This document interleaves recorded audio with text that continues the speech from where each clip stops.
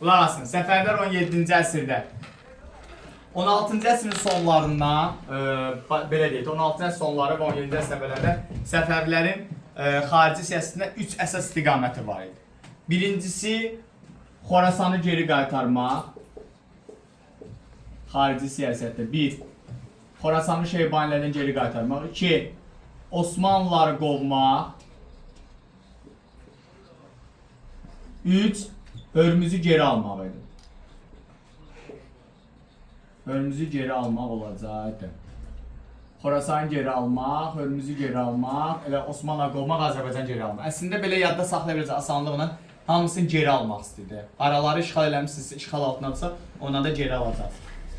Xorasanı geri almaq üçün 1599-cu ildə Abbas Şeybanilərlə güclü bir mübarizəyə başlayacaqdı. Elə 99-da Şeybanilər elə zərbə vurursa, Şeybanilər ondan sonra parçalanır, gedir tarixin tozlu səhifələrinə və Xorasan geri qaytarılacaqdı. Xorasanın Səfəvi dövlətinin tərkibinə birləşdirilməsi, baxına, yenidən birləşdirilməsi, yenidən qaytarılması demirəm. Birləşdirilməsi, sadə cümlə olaraq verir. Birləşdirilməsi 1510-la oxşar cəhətdir. İlk dəfə də sözü işlətmirəm, geri qaytarılması sözü işlətmirəm, birləşdirilməsi sözü işlətirəmsə, yəni 1510-la oxşar cəhət.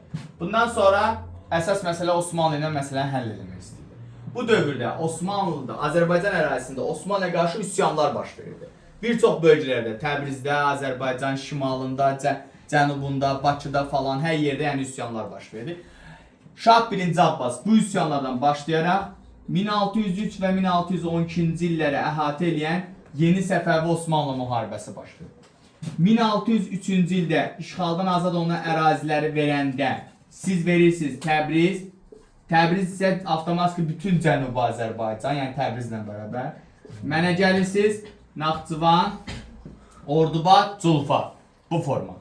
Ordubad, Culfa. Naxçıvan ayrıca verirsiniz, Ordubadı ayrıca verirsiniz. Ordubadların, mən Ordubatlıyam sözünün səbəbi buradan başlayır. Təbriz, Naxçıvan, Ordubadı azad edəcəkdir.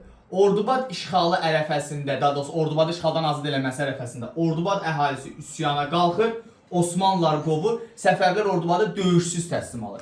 Buna görə Şah 1. Abbas Ordubad əhalisini mükafatlandırmaq üçün Ordubadları ölkə daxilində bütün vergilərdən azad edir. Və bu vergidən azad edəcəkdir. Vergidən azad olunması Ordubadı Dərbənd şəhərindən bilirsiniz də oxşar cəhət versə ərəblərlə. Sonra 1604-cü ildə İrəvan azad olunacaq. 1605-ci ildə 2-ci Sufyan döyüşü baş verib.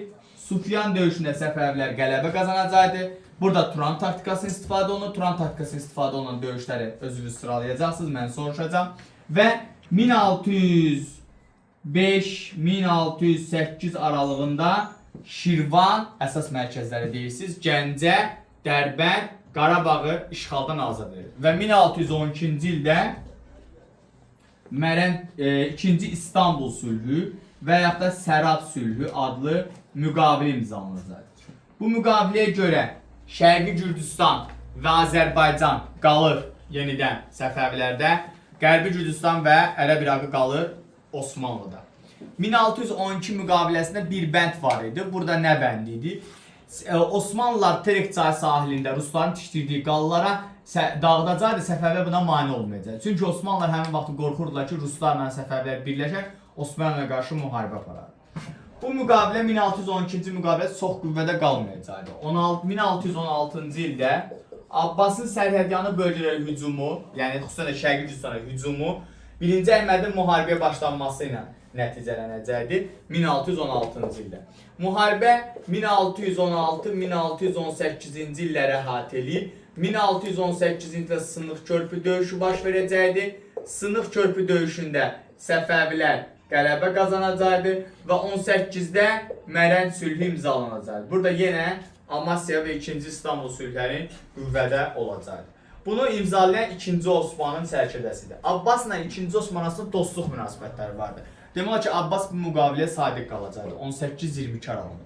Bundan sonra bu məsələni həll elədik, növbə Hörmüzə çatacaqdır. Bu vaxt dedi ki, Abbas Osmanla müharibə başlamamışdan qabaq hətta Avropaya babası bir növdə İsmail kimi, o babası Həsən kimi Avropaya elçi heyəti göndərmiş Osmanlıya qarşı mübarizədə.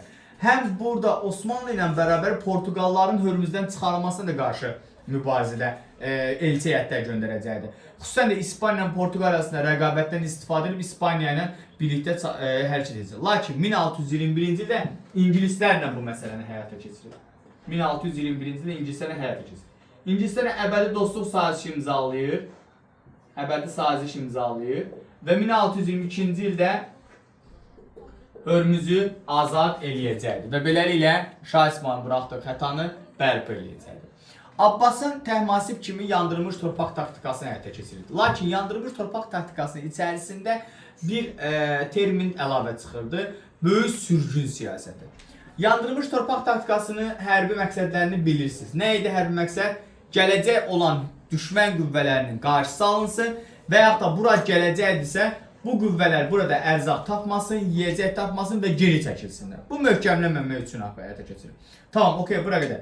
Amma burada böyük sürgün dediyimiz Azərbaycandan keçən ticarət yollarını Osmanlıya keçməsin deyə əhalini Naxçıvanda, Qarabağdakı olan əhalini, Culfa əhalini köçürürdü İran içərilərinə doğru.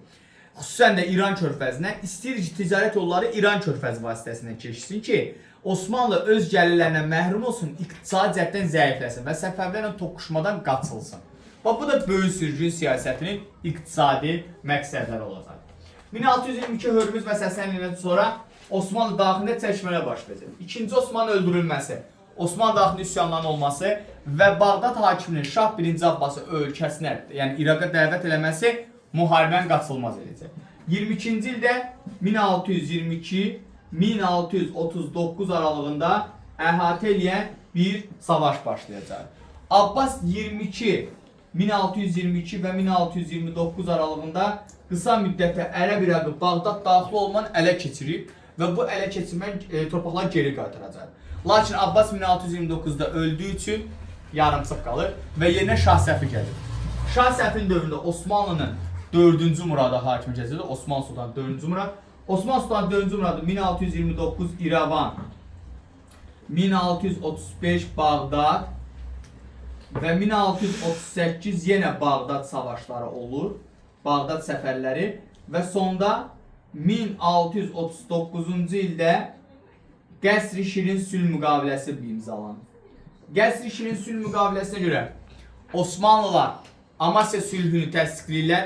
Yəni Ərəb İraqı yenidən qaytarılır. Osmanlılara Qərbi Gürcistan qaytarılır. Osmanlılar Səfəvilər, Şərqi Gürcistan və Azərbaycan. Bundan paralelində Zəncir qalasına şərqdəki torpaqlar qalır Səfəvilərə. Səfəvilər ahalsıq Ahalkar işğallarına və Van Qars qallarına hücum etməyəcə dair təminat verəcəklər. Bununla da 1514-dən başlayan Səfəvi Osmanlı müharibələri 1639-cu ildə tamamilə başa çatacaqdır və beləliklə Səfəvi Osmanlı müharibəsi başa çatır və bu Azərbaycanda bu müharibənin başa çatması ilə Azərbaycanın ictimai siyasi həyat və iqtisadi həyat yenidən inkişaf eləməyə, canlanmağa təkamül edəcək.